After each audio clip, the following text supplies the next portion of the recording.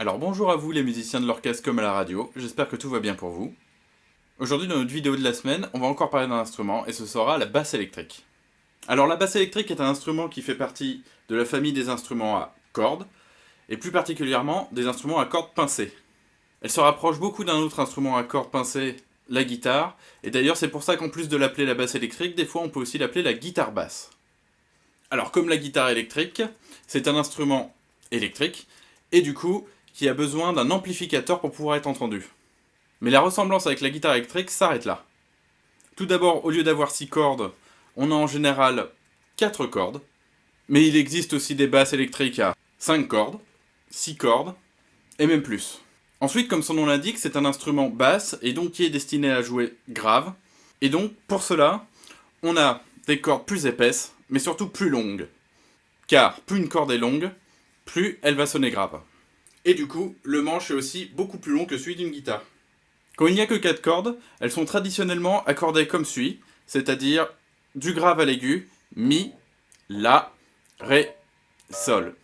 Et cet accordage, il doit vous dire quelque chose, puisque c'est exactement le même accordage que pour un instrument qu'on a déjà vu, la contrebasse. Et c'est normal que l'accordage des deux instruments soit le même, puisque la basse électrique, elle a été inventée dans les années 50 afin de remplacer la contrebasse. Et il y a deux raisons principales à vouloir remplacer la contrebasse. La première, c'est que la contrebasse était un instrument acoustique et imposant, qui était difficile de transporter, et qui, étant acoustique, ne produisait pas forcément suffisamment de son pour certains types de musique. Et donc, comme pour la guitare que l'on a électrifiée, on a inventé la basse électrique afin de pouvoir la transporter plus facilement, et aussi pouvoir produire plus de son grâce à un amplificateur. La deuxième raison de l'invention de la basse électrique, elle est aussi économique. Car quand on enregistre un disque, on a parfois besoin d'avoir une partie de guitare jouée par un guitariste et une partie de basse qui était jouée par un contrebassiste. Il fallait donc embaucher deux musiciens. La basse électrique, comme c'est un instrument qui est très proche dans la manière de jouer de la guitare électrique, cela a permis aussi aux guitaristes qui se faisaient embaucher dans les studios d'enregistrement de se faire embaucher aussi pour enregistrer les parties de basse en utilisant une basse électrique. Et du coup, ça a coûté moins cher aux gens qui produisaient les disques car ils n'avaient à embaucher qu'un seul musicien pour faire la partie de guitare et la partie de basse. Comme la guitare électrique, la basse électrique peut se jouer de plusieurs manières. On peut d'abord la jouer au doigt.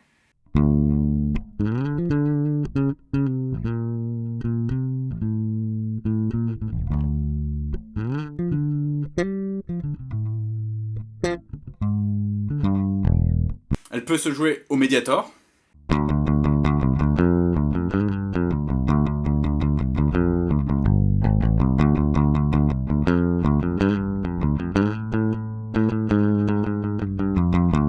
Puis dans les années 70, on a repris une technique qui se faisait déjà à la contrebasse qu'on appelait le slap, qui est un mot anglais qui signifie claquer, et donc une technique qui consiste à claquer les cordes sur le manche.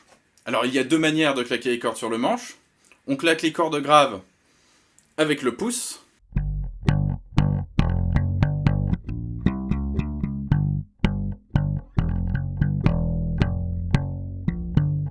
Et on claque les cordes aiguës en les tirant avec l'index et le majeur.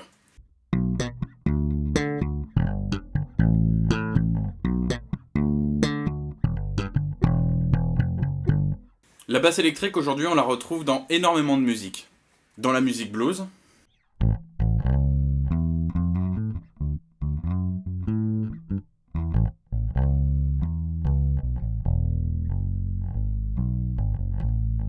dans le jazz et le jazz fusion,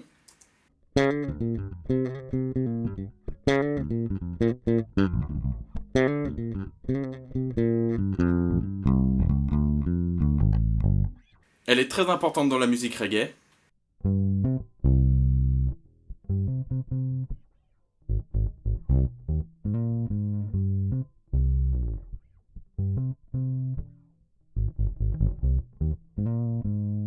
dans le rock,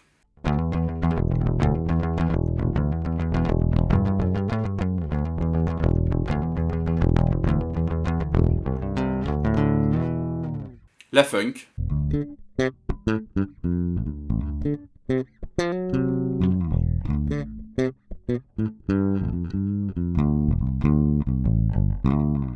ou le rap.